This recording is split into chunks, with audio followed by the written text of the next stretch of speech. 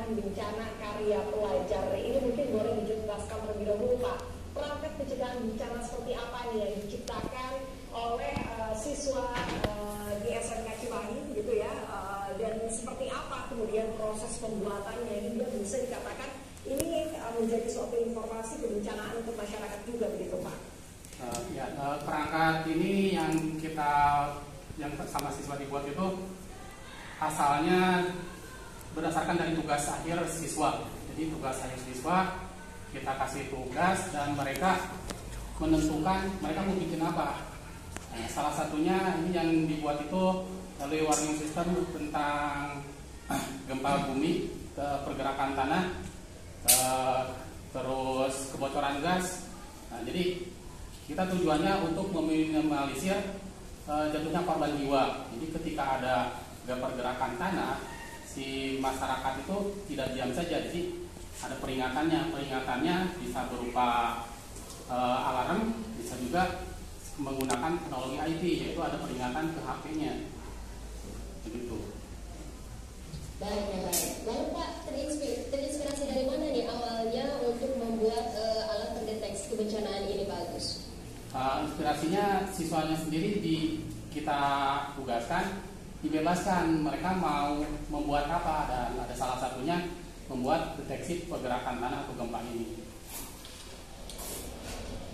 Baik, jadi memang ini landasan utamanya adalah untuk bisa mengurangi korban jiwa begitu ya, ketika ada suatu kebencanaan itu terjadi di lingkungan masyarakat, dengan tadi adanya sistem peringatan gitu dalam bentuk alarm gitu ya dari perangkat lunak pencegahan bencana yang diciptakan oleh para pelajar tersebut.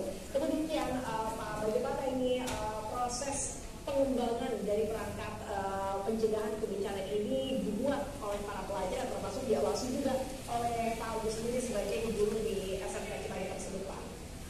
Pengembangannya siswa membuat dari microcontroller yang sudah siap pakai. Jadi siswa, kebetulan kita di jurusan rekayasa perangkat lunak, elektronikanya kita tidak mendalami, tapi di salah satu materinya ada tentang industri 4.0.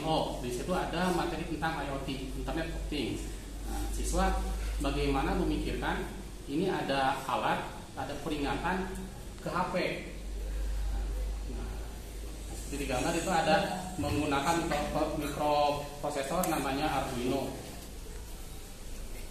Baik, untuk dalam membuat perangkat ini, inovasi yang dilakukan oleh anak-anak sekolah ini membutuhkan biaya gitu ya Pak. Untuk biaya sendiri ini pembiayaannya seperti apa, dan mungkin bisa disebutkan juga berapa biaya yang diperlukan dalam membuat prototipe perangkat pencegahan bencana ini, Pak?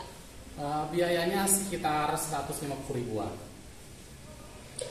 Sekitar 100 ribuan aja, Pak? Iya, 150 ribuan aja.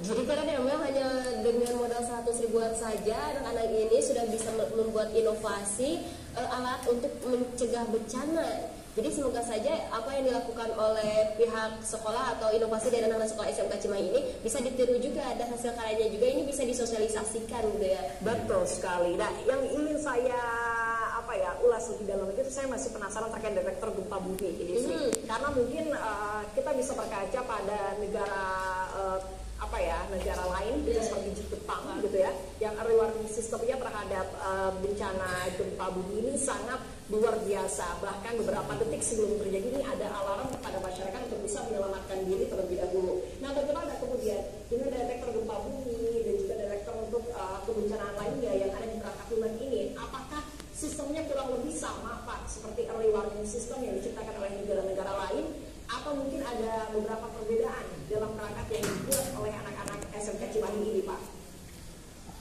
Kalau dari perangkatnya, ini perangkatnya sangat sederhana sekali.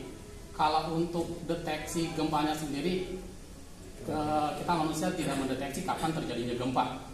Tapi ini terutama ditujukannya untuk daerah-daerah yang rawan terjadinya pergerakan tanah. Jadi ketika ada pergerakan tanah,